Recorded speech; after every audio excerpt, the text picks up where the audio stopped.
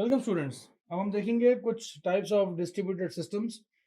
Types of distributed system की बात अगर आती है तो वो टिपिकली दो ही होते हैं, एक होता है क्लाइंट सर्वर और एक होता है पीयर टू पीयर। तो पहले हम क्लाइंट सर्वर को समझेंगे। क्लाइंट सर्वर का बड़ा ही सिंपल सा स्ट्रक्चर रहता है। इसके अंदर क्लाइंट प्रोसेस जो होती है वो इंटरेक्ट करती है इंडिविजुअल सर्वर प्रोसेस से, और यहाँ पे सेपरेट होस्ट जो होते हैं वो अपने आप शेयर्ड रिसोर्सेज को मैनेज करते हैं। और अगर आप इसके डायग्राम को देखेंगे तो आप उसको समझ में आएगा कि यहाँ पे बहुत सारे सर्वर जो हैं, मतलब उनके बहुत सारे क्लाइंट्स हो सकते हैं और बहुत सारे उन क्लाइंट्स के बहुत सारे सर्वर्स भी हो सकते हैं। मैं किसका एग्जांपल लेता हूँ। आप जब गूगल पे कुछ चीज सर्च करते हो या कोई भी सर्च इंजन अगर आप यूज कर रहे हो तो आप क्या करते हो, सबसे पहले मोजिला फायरफॉक्स या गूगल क्रोम खोलोगे। खोलने के बाद आप उस अपनी सर्च क्वेरी को टाइप करोगे, टाइप करने के बाद एंटर मारोगे, आपको बहुत सारे रिजल्ट्स मिल जाएंगे। तो इसको जरा से और इसको आप जूम करिए, जरा अंदर जाइए इसके, तो हम देखते हैं क्या होता है। एक्चुअली में होता क्या है कि आप सर्च इंजन से चाहते ये हो कि आप अपनी इंफॉर्मेशन को समराइज करके वो आपको दिखा दे, और वो वेब पेजेस दिखा दे कि जहाँ पे इंटरनेट पे वो अवेलेबल है। जैसे मैंने अगर कुछ भी XYZ लिखा, मैं ऑपरेटिंग सिस्टम भी लिखा मैंने गूगल पे जाके, तो मुझे वो 10-12 लिंक दिखा देगा ऑपरेटिंग सिस्टम की कि आपको कौन से वाली चाहिए, और मैं जिस पे भी जाना चाहूंगा उस पर क्लिक करूंगा और वो पेजेस मेरे को दिखना चालू हो जाएंगे।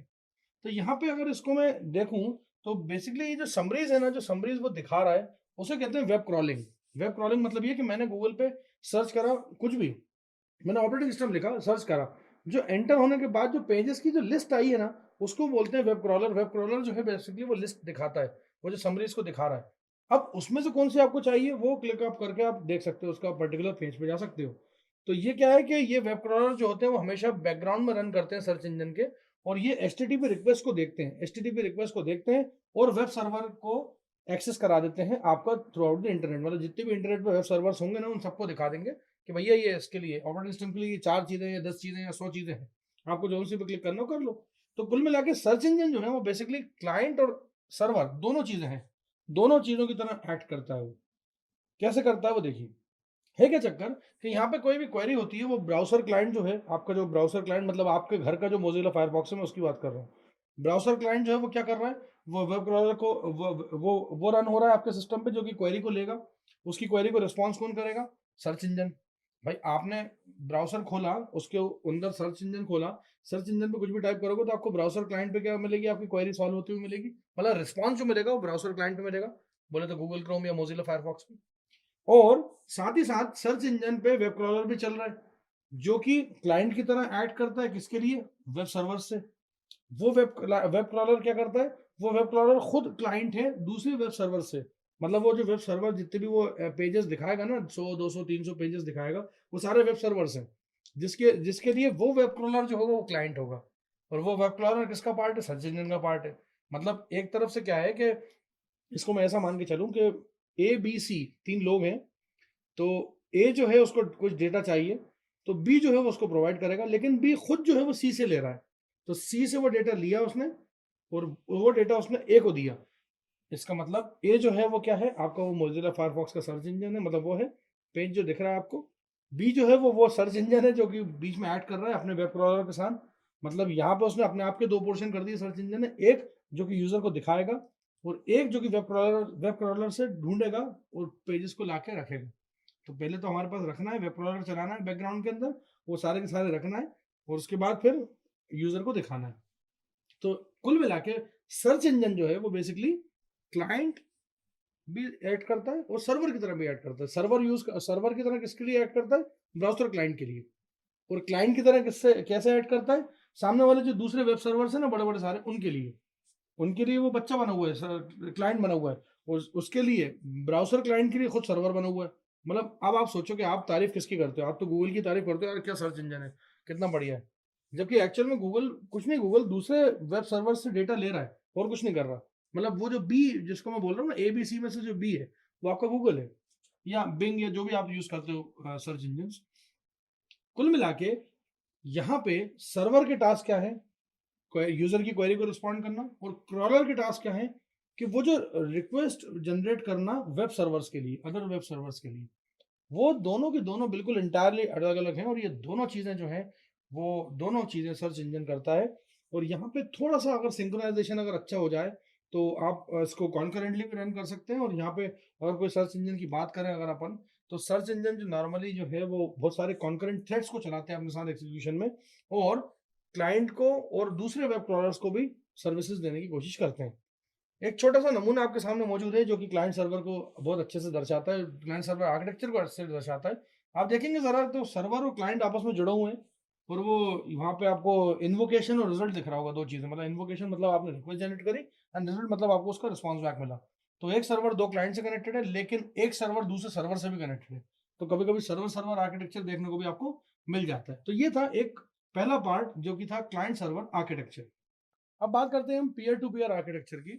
पीयर टू पीयर आर्किटेक्चर पे जो है उसमें सारी की सारी जो प्रोसेस, जितने भी आपके जितने भी पीयर्स हैं वो सारे के सारे पीयर्स इसलिए बोले जाते हैं क्योंकि इसमें भी कोई भी क्लाइंट और सर्वर का रोल नहीं है।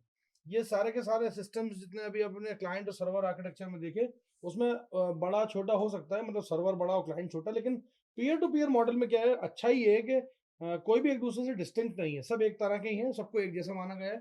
और क्लाइंट सर्वर मॉडल के अंदर क्या होता था कि थोड़ा सा सिंप्लिसिटी थी डेटा शेयरिंग और रिसोर्स शेयरिंग के अंदर, और स्केलिंग जो थी लेकिन वो उसकी पुअर थी, क्योंकि आपका एक सर्वर है कितना स्केल करेगा, कितने क्लाइंट्स को हैंडल करेगा एक टाइम में। तो एक टाइम तो ऐसा भी होता है कि कई बार गूगल भी चलना बंद हो जाता है जब बहुत ज़्यादा किसी चीज़ की रिक्वेस्ट जाती है, या किसी एक सर्टन मोमेंट पे कोई सर्वर जो है वो क्रॉलिंग नहीं करना बंद कर देता है, क्रॉलर जो है वो क्रॉलिंग नहीं करता और कोई वेब पेजेस ला के नहीं देता। खैर, यहाँ पे अब बात आती है पीयर टू पीयर आर्किटेक्चर की। तो पीयर टू पीयर आर्किटेक्चर में क्या है कि आपका अच्छा ही ये है कि स्केलिंग आपको बढ़ानी है, और स्केलिंग के साथ साथ क्या है, नेटवर्क की बैंडविड्थ जो है उसको भी मद्देनजर रखते हुए, उसको ध्यान में रखते हुए कनेक्शंस को देखना है। तो जैसे जैसे नेटवर्क आप बढ़ाते जाओगे वैसे वैसे पीयर टू पीयर आर्किटेक्चर में आपको फायदा मिलता जाएगा।